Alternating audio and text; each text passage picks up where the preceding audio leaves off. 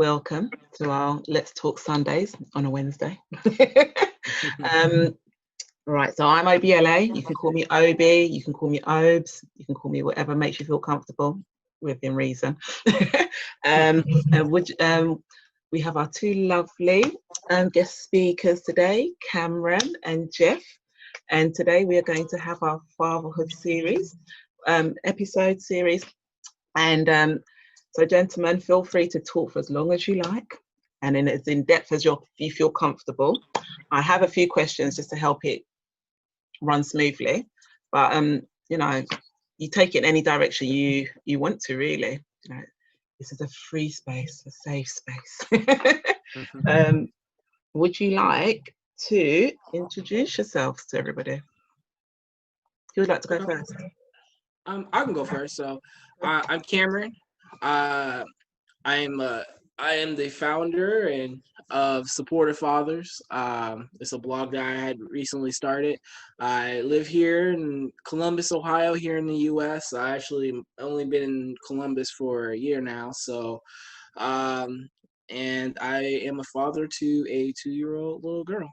Oh, when's her birthday? Her birthday's May 17th, so it just passed. Oh, so yeah, we were 2 on Sunday. So you're just before us. Congratulations. Yes. Thank you. Fantastic. And Jeff? Yeah, my name is Jeff Dindi, and I'm a husband to one wife. I'm a YouTuber for change. I run a YouTube channel called Present Fatherhood that is about encouraging dads to be present beyond financial provision. Yeah, I have 2 sons. One is turning 3 in August, August the 6th, and then the other one is 1 year 6 months. So it turned 1 year in January. Yeah. Okay. That is basically. Yeah. Sorry, any big plans for the birthday? I'm coming back. Continue. Bear with me. Sorry, Cameron. I asked, did you have any big plans for it was your 3-year-old turning 4 on August 6th, correct? She is turning 3. Oh, she's turning 3. So do you have any big plans for the birthday? Well, there are so many plans. There are 2 friends of mine who are dads who their kids are also having birthdays in August. So they requested whether we could throw one big party, Oh, that'd be nice. Okay. So yeah, and then the grandparents also want to throw a party for him. So it's gonna be a blast. I think it's gonna be a series of parties. It's the best way to live. It is the best way to live. So sorry about that. But the interesting thing is that Corona is also going to complicate things, because I think we are going to be locked down further. They had already released the lockdown, but things are getting worse. So I think they're going to lock down again. Okay, because it was pretty delayed in Africa, correct? As far as compared to like the U.S. Yes. Yeah. No, this is a problem with the releasing, because we haven't done anything about it, really, have we? So even though if they ease it all up, which is nice, you're free again. You're kind of back to square one. So let's just sort something out before next year. We can't have a whole 2021 of this as well. No. Oh, it'd be so painful, so painful. Okay, so gentlemen, what does being a father mean to you? Jeff, do you want to go first this time? Yeah. Being a father to me means many things. Means being a leader, being a mentor, having somebody else, having somebody else live, your life, and you having the opportunity to pass down, what you believe in, like passing down a version of yourself to somebody else, and also it's an opportunity for me to see my the values that I have, to see how they can impact on somebody else, And that is by, you know, passing them down to them and seeing them live that which I'm passing down, you know. Yeah. So fatherhood is just leadership, is mentorship, is friendship. You know, I think there is no greater friendship that exists between anybody else than a father and a son, or a father and a daughter. Mm. It's true. It's true. Yeah. So basically, that is what fatherhood is to me. You know. Oh, it's true. The thing is, I think a lot of people forget to be friends with their children. I know there's obviously like a level, you know. You can be friends, but you can't. You know, there is a level of parent and friend, because sometimes it can be a bit, you know, can cross over. But it is important because it encourages trust, you know. And if your child will come to you because you have that openness with them instead of going to a friend who knows nothing, you know, you could save them on so many different levels, you know. So it is, yeah, it's important to have that friendship. Yeah, and I guess also friendship comes depending on the level of because parenting has different levels, okay? And when a child is an infant, when a child is a teenager, when a child is, you know, an adult, so friendship comes at a particular point in a child's life, you know. So when they are teenagers, you really need to try and be friends, because you need them to open up and tell you stuff, and that can only happen when you chip in a little bit of friendship in there, you know. Yeah, definitely. And Cameron, what does it mean to you? As far as being a father, what it means to me is kind of like a lot of what Jess said already, you know, building that trust and making that connection. And the fact that you have this human that, you know, that you help create, love you unconditionally, and then you love them the same way, unconditionally. And the fact that I get the opportunity and the privilege to help guide and help teach you things and help correct you, but at the same time help build you up and help support you and be the best version of yourself. And I think, especially as a father, and I'll probably talk about this more later, just, you know, I'm not going to take a back seat to mom. I'm going to be active in help raising my child, just because that's my child, and I want to take pride in that. And so I think that it's gone on too long. I don't want to speak it for anyone else, but here, you know, in the U.S., the culture of dad just takes a backseat when your child's at school or going to the doctor's appointments and things like that. I want to help change that notion that that's dad's role. And no, that's not dad's role. Dad's role is to be there alongside with mom and being active. So that, to me, just being a father is just that's pretty much how I describe it. Yeah, and when I was thinking about this this talk today, the reason the two of you came to mind was because Cameron and I, we had already spoken about, you know, you expanding your website and me writing for you.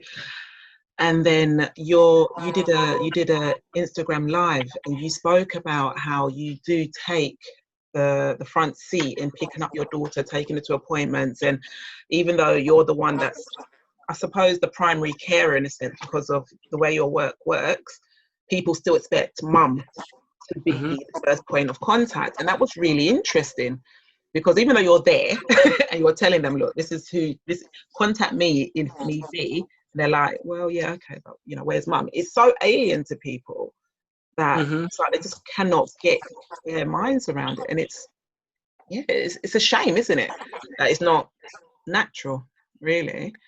And with Jeff, when I was watching your YouTubes, everything, I thought to myself, you know, it's nice to see two fathers that are so active, and it's just the norm, you know. And when Jeff, you were saying as well that you were actually a stay-at-home dad for a while as well, you know, and to have that perspective, I think it's almost you are almost in a very lucky position, in a fortunate position, because not many people get to experience it. And then if you say to a lot of guys, especially with a lot of black men, I was speaking to a friend of mine, and he's actually at home at the moment, and his wife's at work. And I said to him, "Oh, you know, when you're going to have some children, blah blah blah." And he said to me that, "Oh no, you know, but she wants me to stay at home and look after the children while she goes to work." And I was kind of like, "Well, you're kind of at home already, so why not?" And he was like, "No, no, no, no, no, no. You know, that's not for black men. We don't do that." I was like, "What are you talking about?" I was like, "Do you know how amazing it is to have the opportunity to be able to stay home, number one?" And, you know, I was like, you will literally see everything. You'll be first hand. You'll be able to see the first steps. You'll hear the first words. I was like, you can't put a price in it. Like, his mind was in such a different place. I was just like, wow. I was like, no, you know what? Try it. And if you don't like it, then I don't know, work it out. But I was like, give it a go. The world has changed so much that that label of stay-at-home dad really should be put to one side, you know. Mm-hmm. And, you know, like you said, dad's not taking being front line. It should just be pushed to one side, because with that attitude, you miss out on so much, you know. You really do. So yeah, okay. Do you think that your relationships with your fathers, your dads, has an impact on the way you parent? I can go ahead and answer that. So I'll say this, and in a sense, so yes, it has impacted, because actually growing up, I have a relationship with my father now after I graduated from college when I was 22, but growing up, he was not around. So it's not like he's a bad guy or anything like that. He just wasn't around. He went off to college, and my mom, they dated in high school, and then, you know, that things didn't work out, and so he wasn't around all the way up through. I think I seen him once when I was like 5 days for my 13th birthday, and so with that said, I know for myself, I want to make sure that I'm there for my daughter, and even I even extend this further, whether it's through death or circumstances, I'll be the first male in, you know, on my mom's side to see my daughter potentially grow up from birth all the way till she's an adult in about 5 generations. And so to me, I want to break that trend. I was just about to say, yeah. For my daughter, even like my great grandmother she was born in 1929. I think her father died before she was 5 years old. So I mean, it's just circumstances within my family line on my mom's side. So that's something that's very important to me, and I do think that has an impact on how I want to be there for my daughter. Yeah. Oh wow, Jeff. Yeah, for me it's quite different. Quite different and similar in a way. I grew up with my father and my mom. My father was a pastor in a church, and I grew up with them until I was 12. And then when I became 12, tragic happened, and they all passed on. And so I was taken in by an aunt. You know, and this aunt, the husband had also passed on, so there was no other male figure around. So my first 12 years, I think my father really impacted on me, because we weren't really close with him. I was more close with my mom. I think those first 12 years, naturally, you are kind of close to your mom.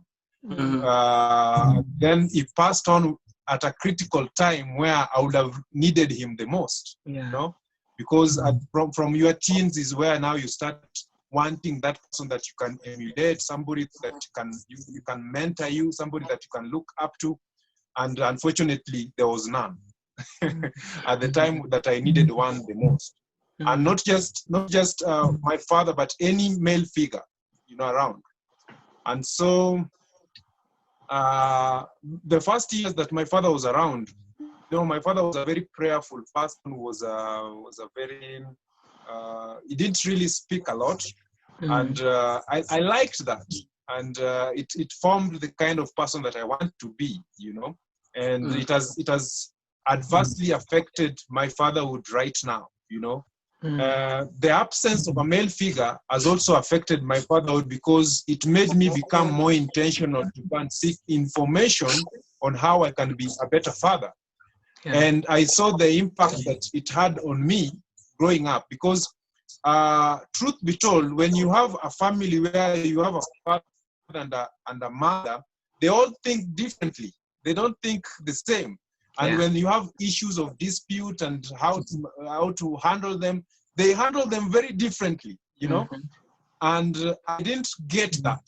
There are a number of times that something would happen and I would get the feeling that if there was a male figure around this issue, they will have a completely different thing to say about it, And so it made me want to really give that to my children, Let my wife bring the side of doing things. Oh dear. Sorry? No, sorry, I've muted her. Sorry, carry on. All right. So it made me want to be there in the life of my kid so that my wife can bring his side aside and I can also bring my side. And like I said, we think very differently as male and females. Yeah. Mm-hmm. So, and I think also in general, like Cameron said, generally in my family, both my father's side right now, everybody has passed on. Literally everyone, from my uncles to my grandparents, everybody's gone. And I'm the only kind of person that is remaining from my father's side. From my mom's side, also there are no male figures. I only have one uncle who we are not really close with. So I really wanted to come out and play that and play that role. Well done. So both of you, your stories are quite similar. Your stories are really quite similar, yeah, in different ways, but it kind of comes to the to the same point. So it's a perfect union, you see. So with your Instagram pages, you've kind of explained why you started them. What has the response been? Do you get a lot of fathers? What kind of age group are you attracting? As far as response, I honestly, I think I get messages every day from people saying, "Hey, I'm so grateful that that you have this page and you're talking about some of the things that you're talking about," because I don't want to take the cookie cutter approach of you should be a good dad or anything like that. Kind of like what Jeff was saying, we do have our trials and tribulations and our struggles and things like that. So I'm not going to sugarcoat things. I'm going to talk about that, but I'm also going to talk about things that that again are not necessarily talked about. Like I think I posted a blog post and I posted on Instagram like how college isn't for everyone, and that's okay. Like people can still be successful without having to go to a university or anything like that. I don't know elsewhere, but in the world, but in the US, it says when you get out of high school, it says all or nothing for college. If you don't go to college, you're kind of just going to be some kind of bum. But that's not the case. I mean, there's people like here, there's a huge demand for the trades, for example, people that need a plumber. Like you're never going to be out of work. You're never going to be out of work. No, never going to be out of work. And so those are things I want to talk about and touch upon, or other struggles that men have, or the importance of making sure you take care of yourself. So I would say the response I've been getting has been great. I would say most of the demographic are people that have younger kids, but I'm also going to put stuff out there because I'm going to use my expertise as a high school counselor. I was a teacher before that. So I have some stuff that I can talk about for teenagers as well. I've never been a parent of a teenager, so I can't fully, relate in that regard, but I have like 500 teenagers on my caseload. So I interact with them. Yeah, I have a lot of kids at at work, so I can at least incorporate things from what I understand, and how, as far as like life after high school, some of the things that teenagers go through, which are similar things that, as far as stress and anxiety that we go through as adults, I can touch upon those things. Yeah. If anything, you might not be a parent of a teenager, but you have so many different personalities and viewpoints. You're actually an incredibly valuable tool. You are very valuable. Yeah. Wow. Jeff, how's your page going in your YouTube channel? How's that been working out for you? Well, I think I can start with why I started the YouTube channel and how it has grown and the engagement, of course. So the reason why I started the channel was because, like, we started this conversation with most African fathers are not really involved the way they should, and we kind of take a back seat and leave that role to mothers. And that's why when a child turns out badly, it is a mother's fault, and when probably they are good, it is a father's, the child is a father's. So I had seen that a lot happening, especially in Africa, and our cultures kind of promote that the dad is supposed to be a provider. And I felt like dads can play a more role than just being providers. And I said, okay, how can I do this to make sure that other people out there get it, especially young fathers? Because, of course, we have other dads that are older dads that probably there is nothing much that can be done. But the young fathers that are just starting fatherhood can actually be impacted. And therefore, I decided, let me start a YouTube channel where I'm showcasing my life as an involved father that is playing a role that is beyond provision. Okay? Yes. That means going into house chores and, washing stuff, cooking, taking care of the kids, literally, than just coming home and finding clean kids and you just watch TV and you say good night and that is it, And it was actually inspired by, there is another YouTube channel, I don't know whether Cameroon knows about it. It's called Belief in Fatherhood. Oh, I love them. I'm gonna follow it right now. Oh my God, they're amazing. Oh, I love the internet. I literally feel like I know all of them from like the womb. Yeah. Fantastic channel. Yeah. What is it called again? So Belief. BELAF. It's amazing. It's an amazing channel. They are so authentic in what they do. Incredibly. It's just impactful, And so I was also inspired by him, And I went, checked all his videos, and I was like, how can I also do this, but over here in Africa, Yeah. And of course, the first video that I did, I remember, was about me taking my kids to clinic, something that is not common at all over here.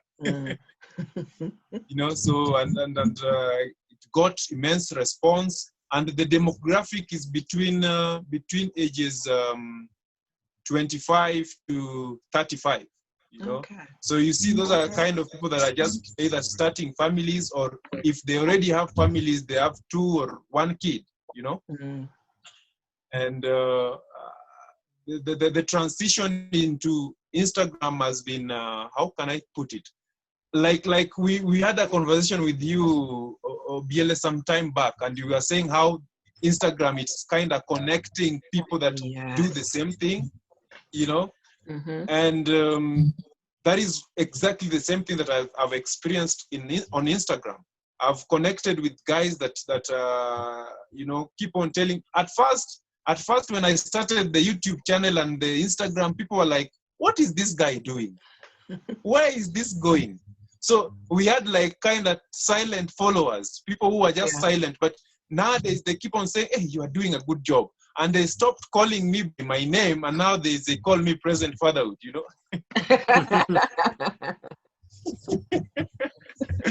Yeah, and nowadays, even actually last night, I got a message from a guy that I knew over 10 years ago. We were in primary school with him. And he told me, "Hey, Jeff, I've been following your Present Fatherhood, and the work that you're doing is so encouraging. You've encouraged me. Actually, my wife is going to deliver in August, and what you guys have been doing has really helped me and encouraged me and in my journey.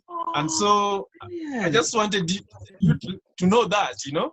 Yeah. Oh, look at that. It's nice when you get feedback like that. You feel like, you know, people are listening and they are, you know, like you're on the right track, you know. Oh, that's so cool. Yeah, it's amazing. It's amazing. So that has been what has encouraged me. And when I started it also, I wasn't just looking at more or less like instant feedback. It was a long-term kind of thing.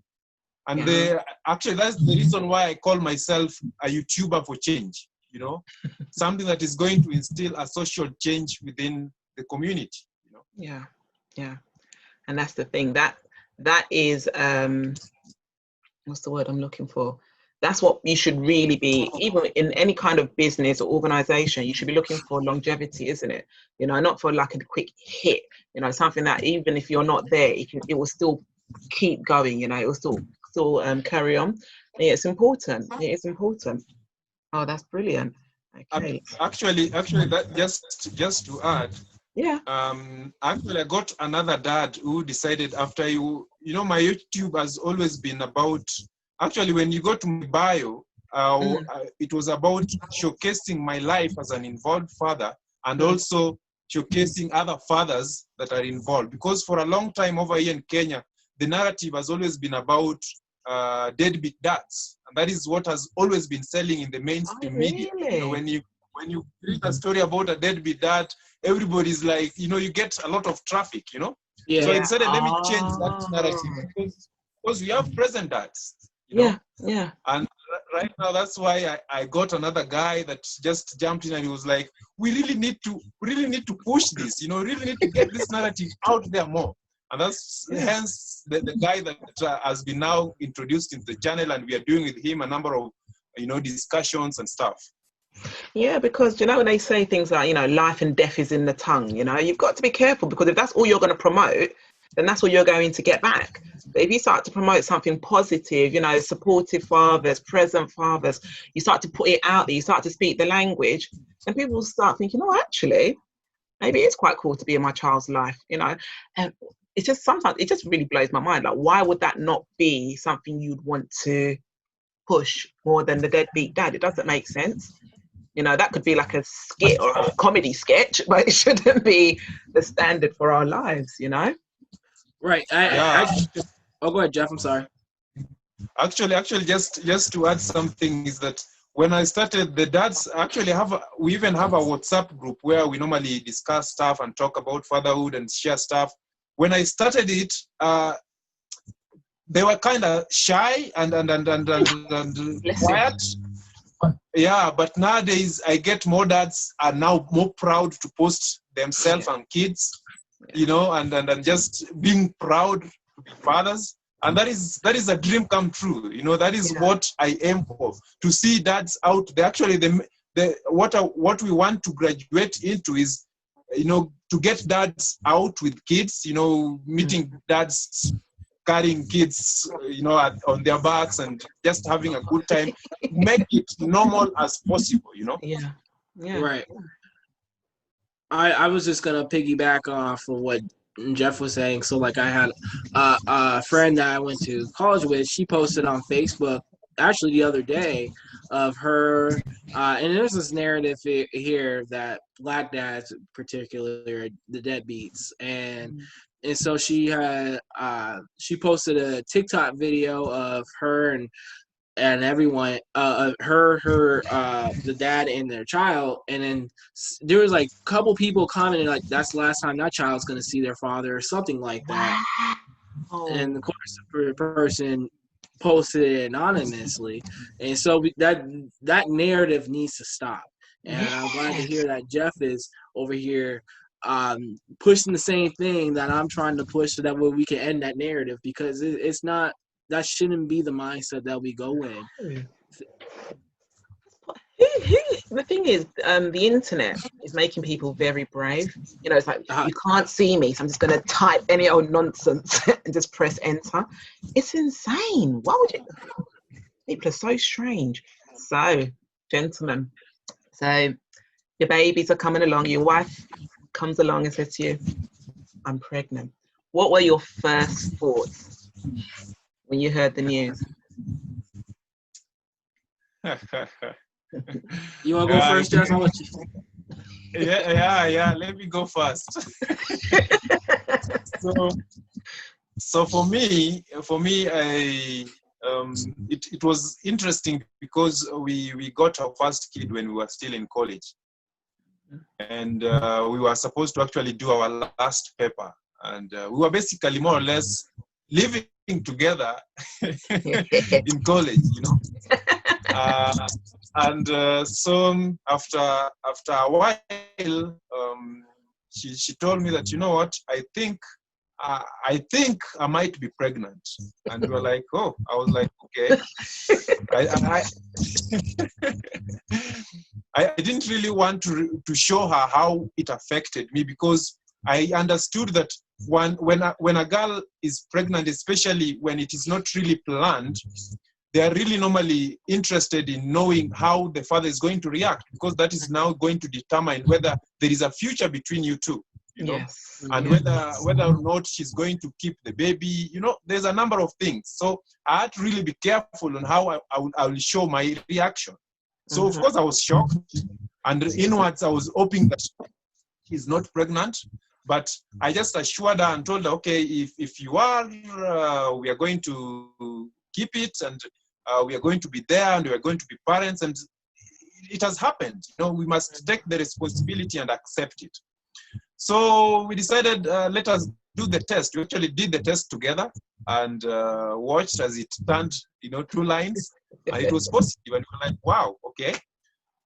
But I think my first reaction was reassurance, to reassure my then fiancé that I was going to be in the life of my child, you know, and that not just my child, but also in the life of her, you know, because the next thing that is the question that she was asking herself is that, am I going to be there? And are we going to get married? Those were the 2 main things. And those are the things that I made sure that I assured her. But of course, I was shocked because I didn't have a job. I was just going to graduate out of college. I didn't have a house. There was so many dynamics. And I was worried as any other person would. But I was also optimistic that the conviction that I had in my heart was going to drive me to make sure that I'm there for her and the child. Oh, beautiful. Brilliant. I was just going to say as well, the chat is open. So if anybody wants to type any questions in there, I will go through it and put it out for everybody at some point as well. Sorry, Cameron, what was your reaction? So my reaction. So first I'll say this. So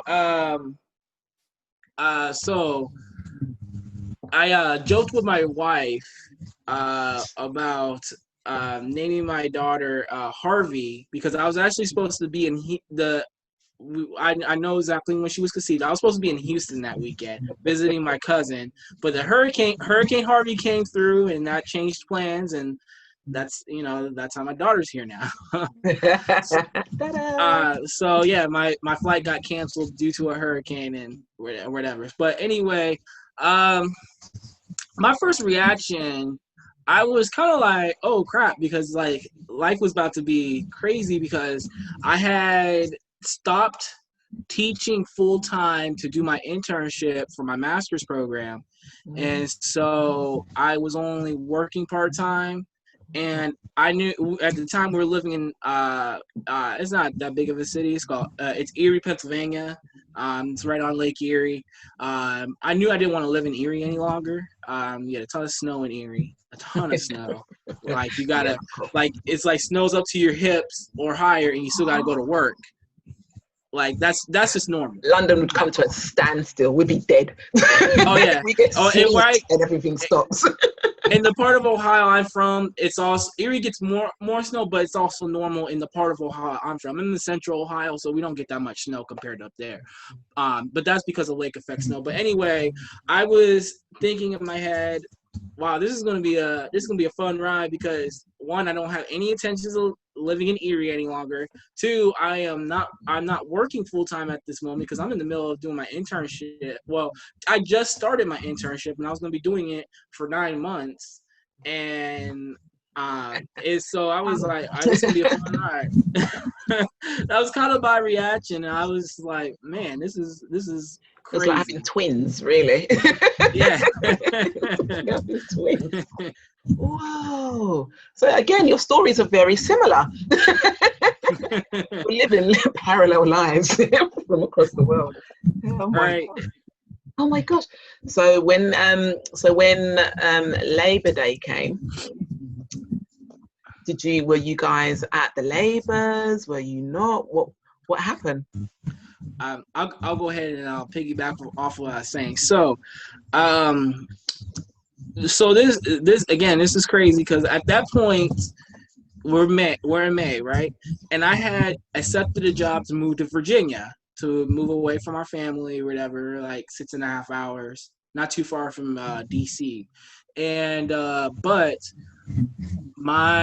when we originally thought she was going to be born, I had my final paper for grad school due that day, so I couldn't submit that assignment till the next day because then we were at the hospital. She had an appointment, and they said that, it looks like you're 4 centimeters dilated, but then she didn't come. So, but then I graduated May 12th with my master's degree, and then my daughter was born May 17th.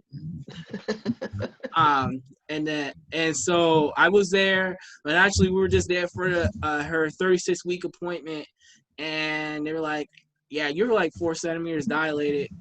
You gotta go to the hospital. So we're just walking around the hospital floor, and at this point, she might have been like 7 centimeters dilated, acting like nothing was going on. And we're just pacing, and then her labor wasn't terribly long. She was only in labor for 6 hours. Oh, well done. I've heard of women being in labor for like 36 hours, like some crazy Victoria. 36 hours. Gosh, I couldn't imagine. But yeah, so May 17th when she was born, and then I'll say this: we moved away from our family on June 30th, so we moved away by ourselves like a month later. Gosh, that was brave. How did that feel being? Yeah, it's almost like being alone. How was it? It was tough because like I had already went away for college, so I had already done it once. You know, like where I went to college wasn't far from my hometown, it's within an hour. But I was in a different state, so they're like literally right beside each other. There's still differences. For my wife, she had never left home or left her hometown, so I know that was really hard for her to leave her support family. Network. Yep, and leave her home and everything she knows to follow me and go to a job in Virginia with a 1-month-old. So it was just, and it was a little tough, a little rough at times, but we got through it. And actually, when we got there, when we looked at apartments, we didn't look at the apartment. I didn't go down to look at the apartment because in case she would have went to labor. And then I did it over Skype. I should have went down because like the apartment we had, man, it was rough. Like I'll say this. So like the apartment we had, and I'll be transparent about this, there was like bed bugs in it that they didn't tell us about, and all kinds of other. Yeah. And so, again, we're down there with this 1-month-old, and we found out we have this problem. And I don't know. It was just crazy to say the least. But I mean, I'm here. I survived. You made it, yeah. You've got a story to tell now. Yes. Wow. Yeah, that was brave. That was brave, but like you said, you made it through. You know, sometimes you have to go through the rough to get to the smooth, isn't it? So yes, exactly. You know, this is life. What about you, Jeff? Were you there? How did the labor start? What happened? So I think I must start by saying that I think my wife is one of the strongest women I know, because she found job immediately after getting from campus, and then yeah, the parents were still in town, so she went straight to their place, and there is where she was living until the day that she was supposed to deliver. But the funny thing is that just a few months, I think 2 or so months before she delivered, the parents moved away to the countryside. So she had to look for a house to live in. And we talked about these things. We were already discussing about this baby's coming. What are our preparations? Do we have insurance, to cover for the birth and all this stuff? So we had discussed all those things and made sure that they were there. And then the story of the house, we made sure that which hospital are we going to deliver in, and what accommodation were we going to have, and what do we have a baby bag, and whether that baby bag has the things that it's supposed to have. And these are some of the things that us as men, we normally don't know. We don't know what is supposed even to be in a baby bag, And I got to learn about that through my wife, that you need to have this, you need to have this, you need to have a basin, a number of stuff. And we went and looked for a house just next to a hospital. Actually, you crossed the road and then you are in the hospital. And she was there alone for those months. I was still living with my aunt. So the day that she delivered, she called me and she was like, I think the labor has started. And I was like, okay, you check yourself. Then if it persists, just do the necessary. And the reason why I'm saying she's very strong, she actually took herself to that hospital, but it was closed anyway. So I told my aunt that, the labor started, and therefore I'm going to go there because I wanted to be with her. And actually her desire was for me to be present, for me to be there. Actually in the delivery. So I went there. It was more or less like it was a private hospital, and they were only allowing the father to be there if you had a private ward, because she delivered in more or less what we would call a public ward, where there were like, I think 8 women or so who were delivering.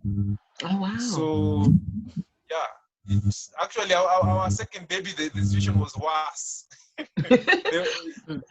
Because I'm just thinking from a mental perspective, if you're in pain and you're giving birth, or not even if you're in pain, if you're going through your labor and somebody else is screaming, even if you're not in pain or you're not even at that point, it could actually kind of impact the way you're feeling,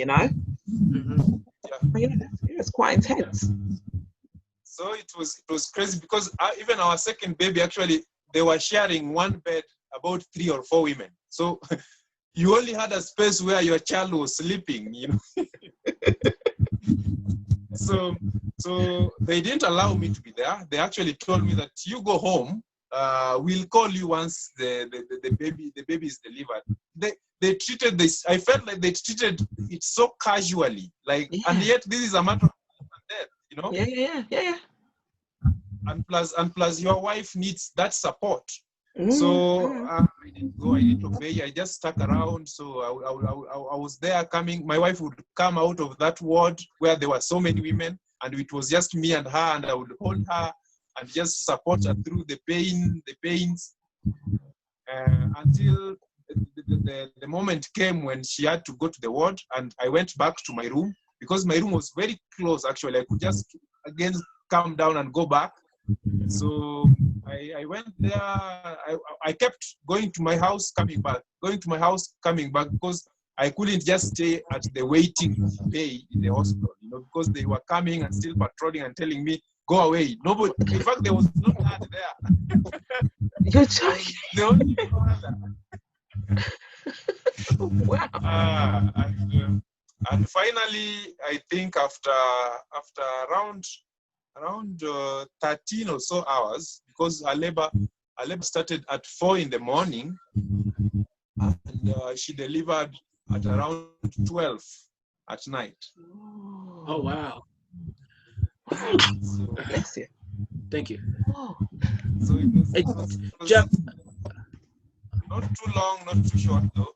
And although I wasn't there in the room, but I tried to be there as much as I could, you know. I have a question, Jeff. Do they not normally allow fathers in the delivery room in Kenya? Yeah, that's the thing. Apparently, for fathers to be there in the room, it is only open to if you really have the money, you know. So because we have private hospitals and then we have public hospitals, and if you want to really be there, you have to pay more. Wow. So it is not something that they think should happen, that you should be there with your wife. Right. So yeah, so if and it's understandable, because if you are so many women who are delivering, there are other women, apparently there are other women who do not want men to you. You know, so your presence there will interfere in their privacy and stuff. So it's just a complicated stuff that, you know, it's very hard to. Actually, we are thinking about if we are going to have a third baby. I think we are now going to go through that experience better than we've had before. Yeah, and have that knowledge now, isn't it? You can prepare. You can prepare. Wow. So if you were at your birth, Cameron, did you get to cut the umbilical cord or anything like that? I did get to cut the umbilical cord. Oh. What was it like? I'd say that whole moment seeing your child is surreal. Like you're like I remember it, but it was a blur at the same time because everything is happening so fast, and then you know you're just in the hospital, and then you're just like, I'm a parent now. Like we came in as 2, you leave as 3. Yes. Yes. Yeah. Just to add something, if I may. Of course. You know the way our cultures are made over here in Africa is such that when a woman is supposed to deliver, many a times she normally travels back to her parents' place, and she delivers there, and maybe after 3 months is when she comes back. Okay. And meanwhile, the father had not been involved in the pregnancy stage. You know, fathers don't really get involved in the pregnancy stage. You know, taking the lady to the clinic. You know, because as fathers, unlike mothers who you give birth to the child and there are hormones involved, and therefore you connect to your child. Fathers, you only get connected by, you know, being involved completely. And like Cameron, you say that cutting of the umbilical cord, I can only imagine how it feels. How it feels. But for us, they completely remove you. That's why fathers, for a father, you feel like you are just there. You know, you provide the money, and probably if there is any discipline case, you discipline, but connection with your child is not there, because from the delivery time they delivered somewhere else and they came back after 3 months. Because I feel like if you are there during the delivery, you go through the hassle of baby crying through the nights, and you have to take turns in feeding the baby. That is actually when you feel that you are a parent. Yeah. Because 3 months is a long time. I mean, maybe 2 or 3 weeks, but 3 months is a long, because even the baby's getting to know you, you know. So you're getting to know the baby's getting to know you, and you know your baby could even be crying for somebody else to, you know, you're sitting there, they'll be like, no, not you. You know, it'd be a bit of an awkward situation. But this is the thing, is when it's cultural and it's been done for so long, sometimes it takes a while to break it and say, look, we need to kind of like reassess this. This isn't working for me, or for us, should I say, you know. It does make a big difference. Yeah. But I think like even here in the U.S. and again it's kind of like I talked about me being in the delivery room, but it was just only like about 50 years ago that men weren't in the delivery rooms whatsoever. And so again, like what Jeff and I are working on, this it's a slow process of men being more active in their child's lives. Because again, like I said, we talked about before, like I took my daughter to their doctor's appointments, but that they still call my wife, not saying that they shouldn't call her, but just because of how our schedules work out, like call me first or email me first, and it took about 4 times for them to catch on to that I had to say something. It's a strange one, isn't it? I'm gonna quickly go to the group chat, and Victoria said that it's really great that you are spreading positive messages about fatherhood, and indeed every action has a reaction. For sure, it can be worrying at times, so many emotions, and it's a great eye opener regarding birthing experiences in different cultures. But this is the thing, isn't it? This is the thing. It's like we're so far apart, but we're going through a very similar thing. But then at the same time, things can be such extremes. It's amazing. It's amazing. So with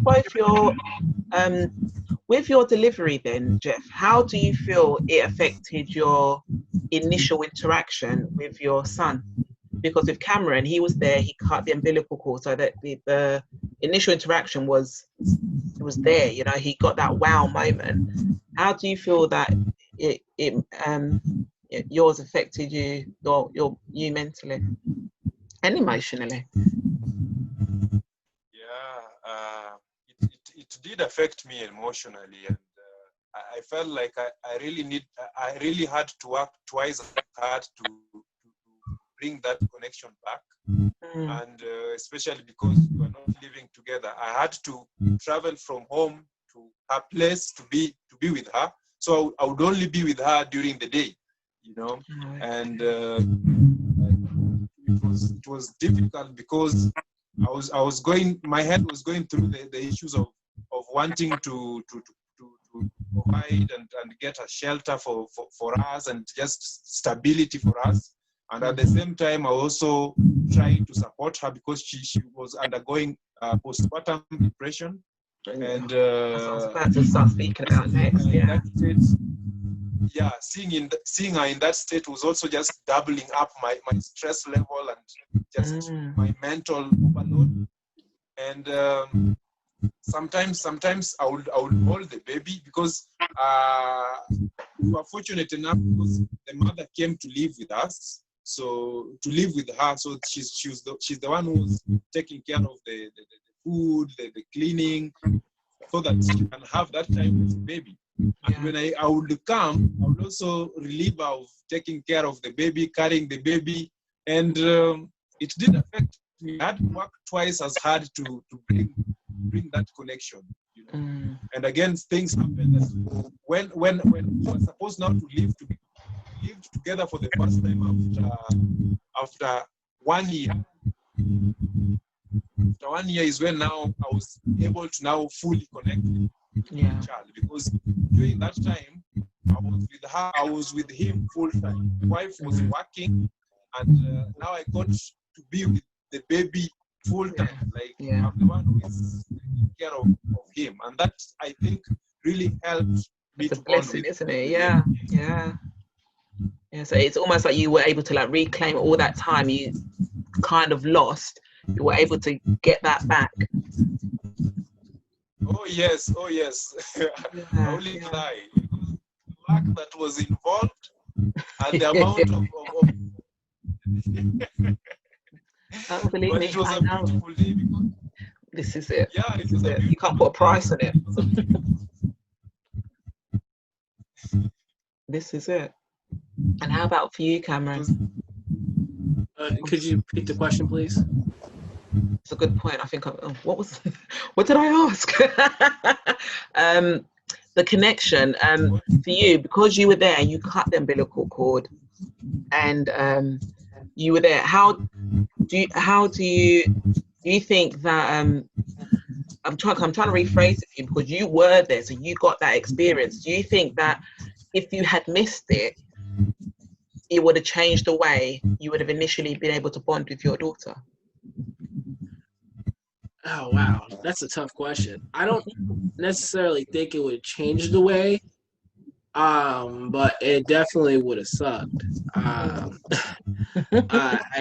have to be blunt about it. Like, I wouldn't have changed how that worked out, and it's unfortunate, Jeff, that you had to have that experience that you couldn't do that.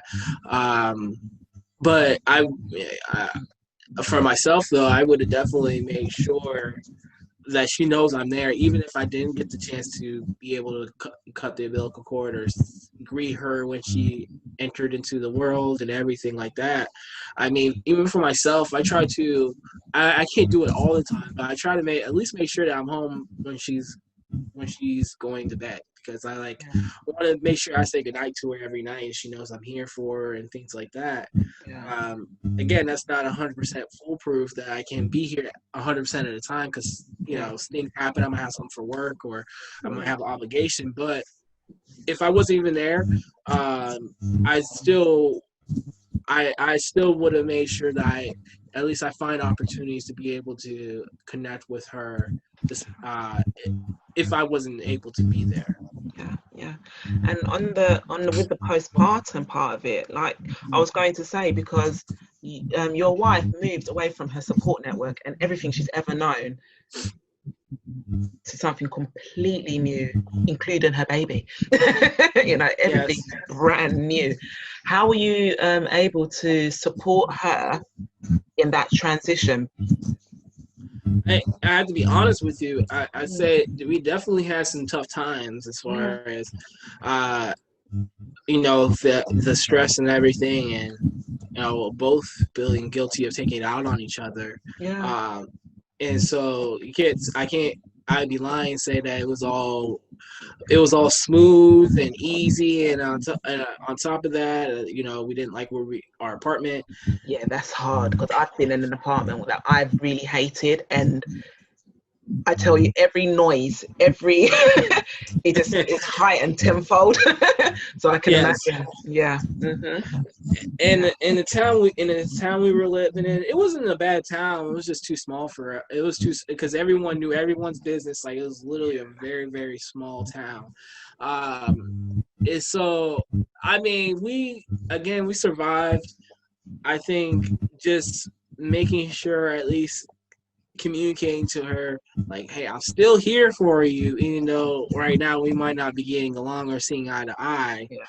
I still have your back no matter what. I'm here to help support you, and she knows that.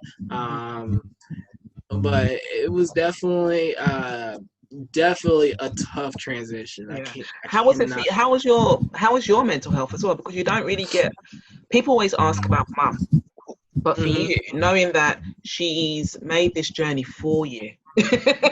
Yes. She could have been at home with her mum and her dad, and her mum could have taken a baby, she could have gone to sleep, but because of your dream, she's followed you. I mean, how does that because obviously everything's going on, everything's new, the job's new, the apartment's new, the baby's new, the whole situation's new.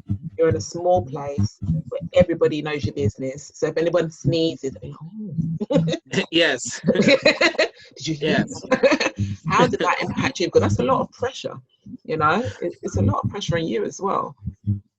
It was. I mean, I was incredibly grateful that she was willing to make that journey and everything.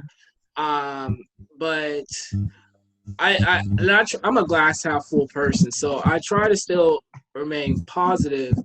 And I knew that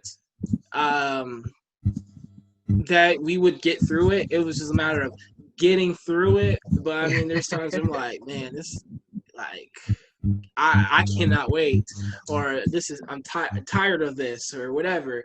And so I knew that. I think I actually told my principal that I was leaving in January. End of the school year wasn't until May, so I didn't even have a job yet lined up. So I was like, kind of bet on myself. I'm like, we're gonna leave. And so I was actually looking here here in Columbus, or I was going to go down to Atlanta because I like the city of Atlanta. But I ended up choosing Columbus. It's just a better situation as far as work and things like that. But I kind of had to bet on myself, like to bet on myself. I'm gonna get a job. I'm gonna bet on myself to be able to move twice in 1 year. And so, but I would say definitely times it was mentally draining, but I knew that there was a light at the end of the tunnel. So well, this is it. Yeah, it's all about that speaking it into an existence again, isn't it? You know, you have to be very careful with your words, and if you have that self-belief, it will happen. It has to happen. You know, it has to happen. It's really important. That's good. Well done. Jeff, for you, so your wife actually she went through the postnatal depression. How did that? Seeing her like that, how was it for you? Because you weren't living together at that point, then, were you?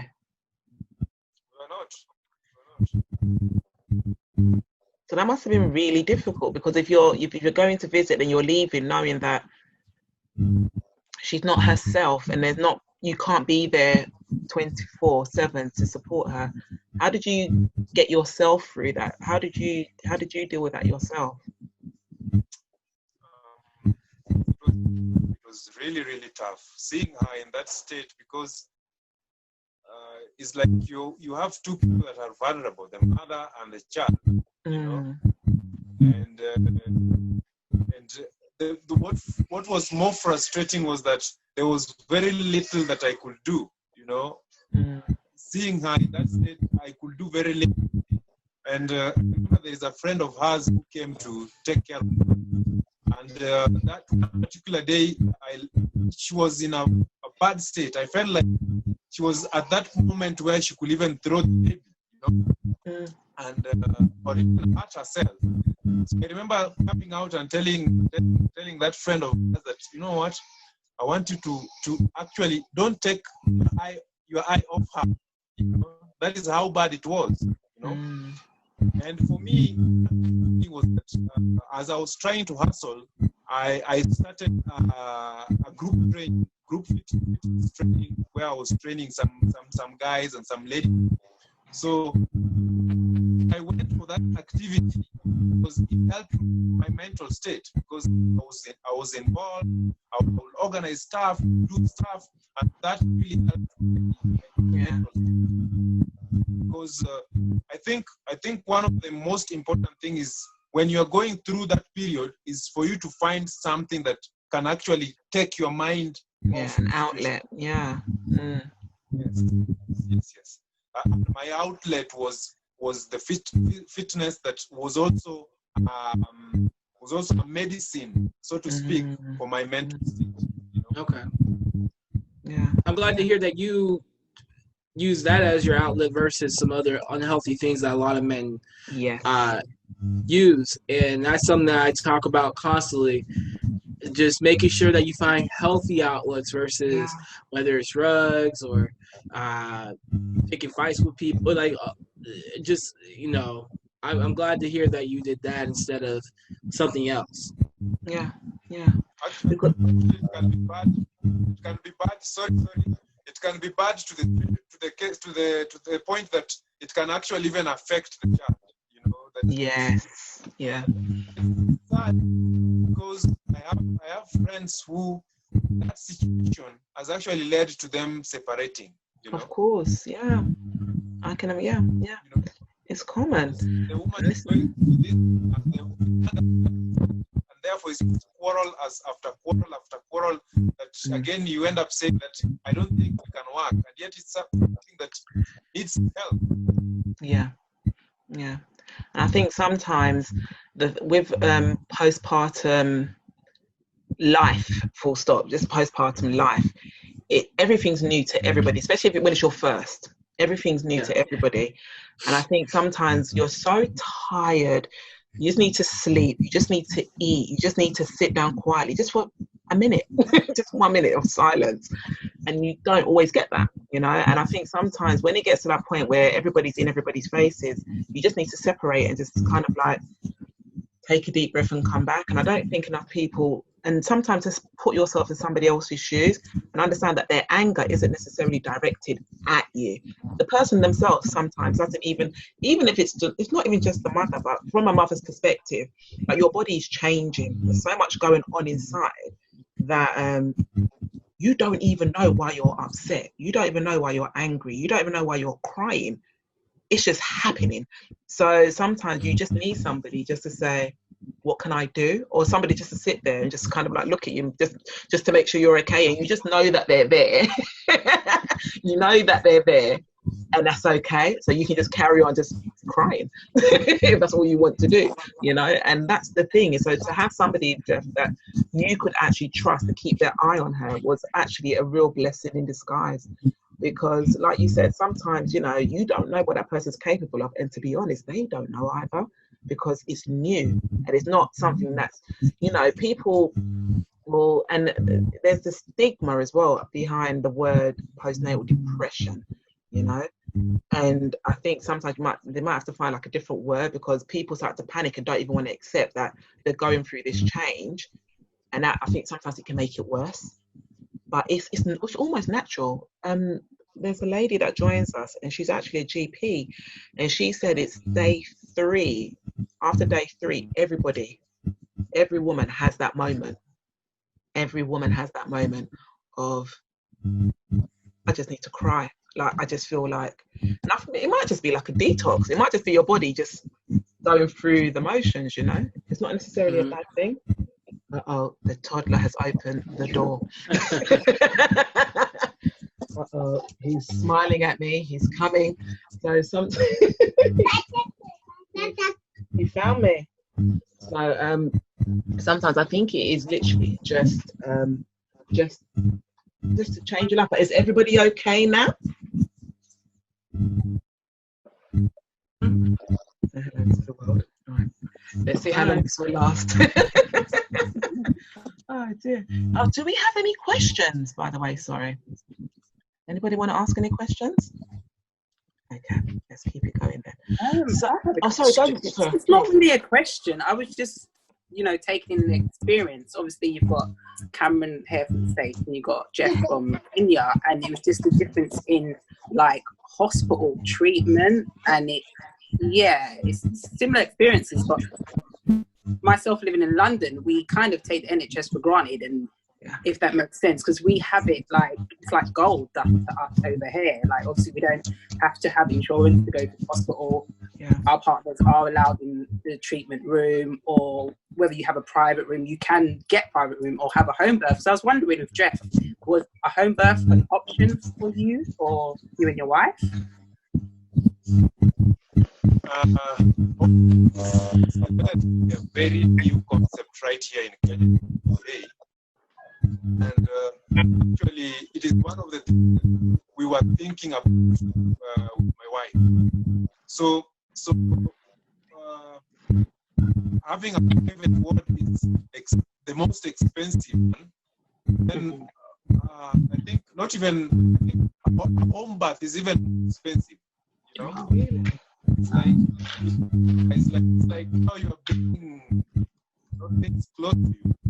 And we've had a few guys who have done home birth, and there are very, it's an option that you can organize.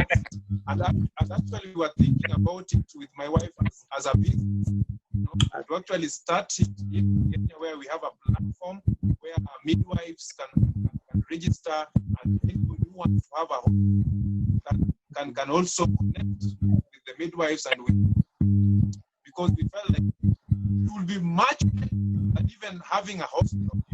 Yeah. So it is still a very.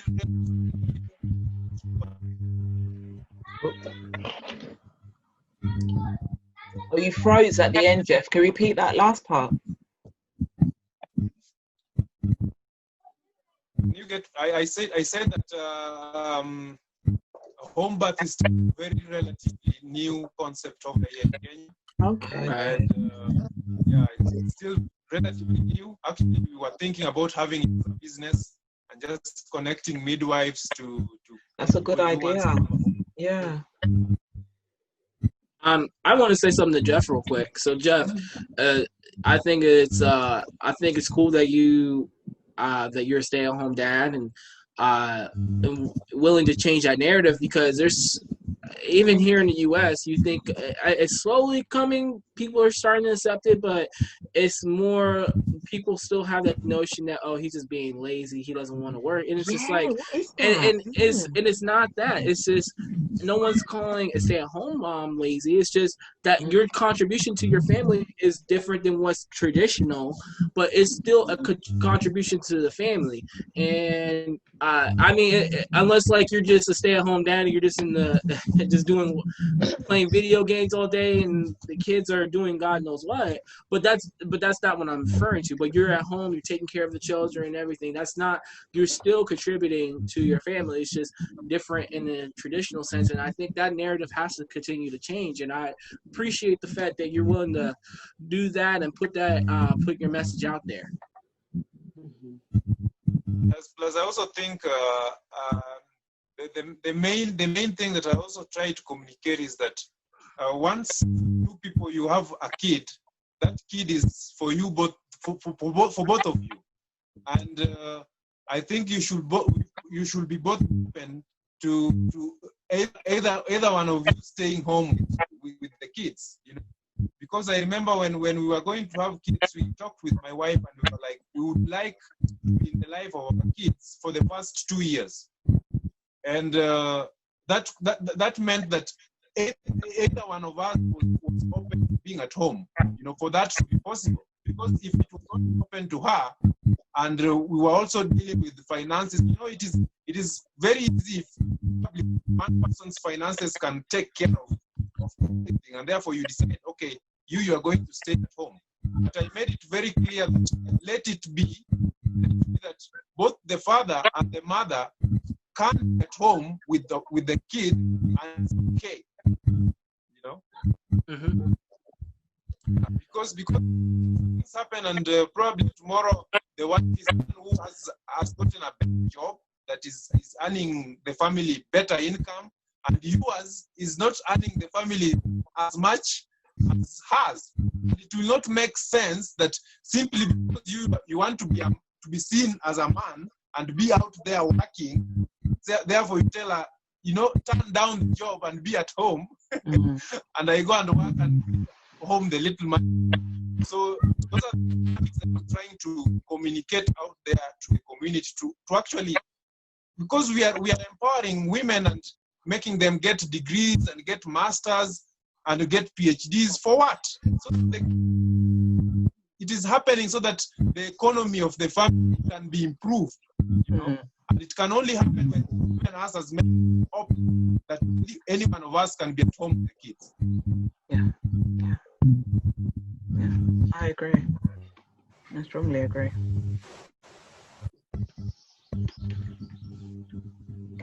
Okay, so what do your children call you?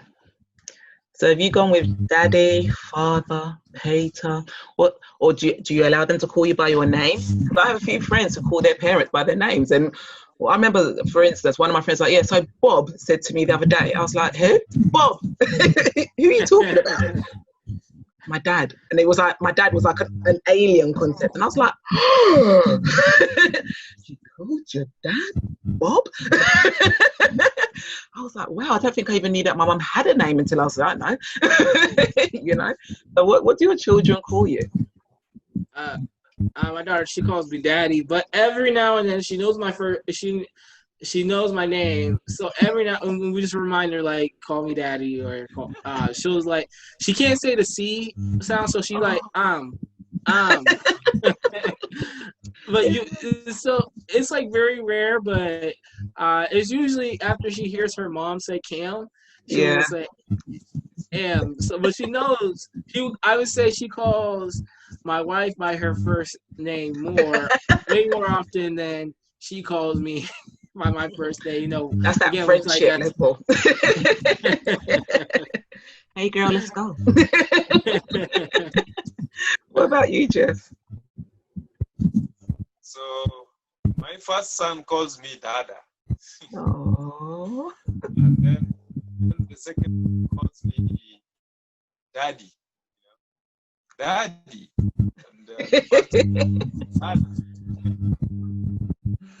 And I think none of them even knows my name, because my wife barely calls me with my name. It's funny actually, because my aunt, her husband calls her mummy and she calls him daddy as well. So you don't really hear their names often in the house. It's actually, yeah, you don't really hear them. I'm thinking about it now you said that actually. But yeah, I'm called Dada. Imagine. I mean, I know my voice is deep. I'm like, oh, just a unless it's like a real extreme situation, then I'll hear mummy, and I'm like, oh, okay. But I mean, it has to be dire. Otherwise, it's hey, Dada. I'm like, oh. So, guys, what would be your top tips for dads after your first 2 and 3 years of fatherhood? What would be your 3 top tips? I'd say live in the moment. Enjoy it. I mean, you know, my daughter's only 2, man. It's going by so fast. Mm-hmm. And I just wanted to slow down, and it's not going to slow down. So enjoy it. And I did have the privilege to be able to work from home. So I go back to the office on Monday officially. But I've been home since March, and I know I'll never get this opportunity again to spend as much time with my daughter as I have the last 4 months. And, you know, I'm just soaking it in, and it's going to be ending here soon. But live in the moment and enjoy it while you can. Perfect. Yeah, I've said that to a lot of people that really enjoy this time. I know it's quarantine. I know it's scary. I know we're going through a lot. But you're not going to get this time again. This level of time or stillness with nobody else interfering. Like, there's just so much you can take in. There've been so many milestones as well that people have said, like potty training, more words being spoken, small things, but big things, because you've been able to be there and experience it. So yeah, it's really, really important. Yeah. And you, Jeff?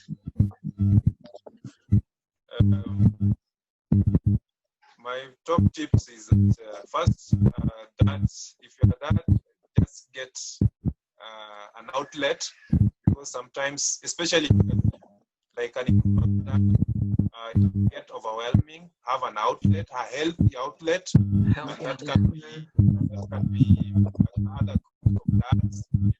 There are things that, like women. That's why they say women have women talk a lot, more or less. Because it's the same thing that even as fathers and as men we can do. You can have a group of fathers, a group of men that you actually talk to and share your experiences, because you might be going through something that you think you are the only one who is through it, but there are also other people that can share the same thing. Yes. So exchange ideas and experiences. That's number one. Number two,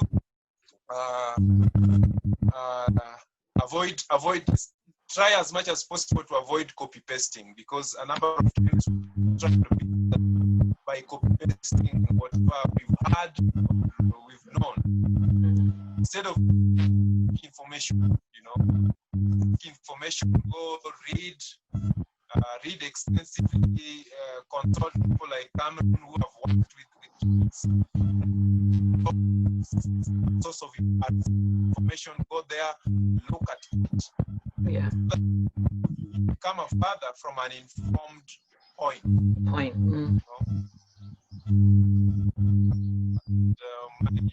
My time is that what Cameron said.